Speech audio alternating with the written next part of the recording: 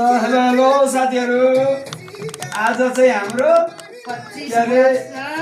बिहे भएको 25 वर्ष अथवा 25औं वर्ष पुरा भएकोमा पुरा भएको होइन पुरा त 24 त्यही त 24 पुरा पुगेर 25 लागेको लक्ष्यमा हामीले चाहिँ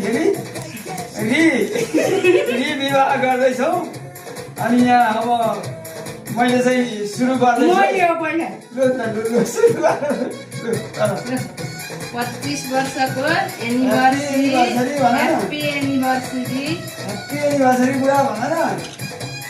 रोग ब्याज नलागोस्, गाडी नगर्नु।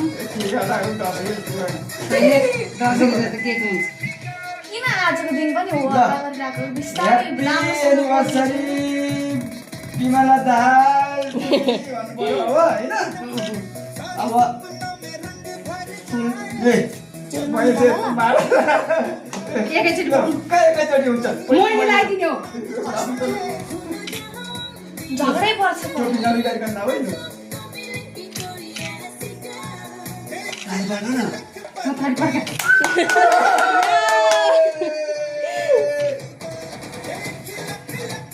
ल थ्याङ्क यू छोरोलाई उहाँदेखिको हाम्रो 25 वर्ष त पार भयो। आज बिहे भएको 25 वर्ष पुरा भएकोले हामीले चाहिँ फेरि सानो विवाह गरेको है। आज चाहिँ यता नि हेरौँ फोटो। छोरा बुहारीको उपलक्ष्यमा मनाउन पाइएन सँगै र पनि खुसियाली। खै आन्टीले हेर्ने भएन।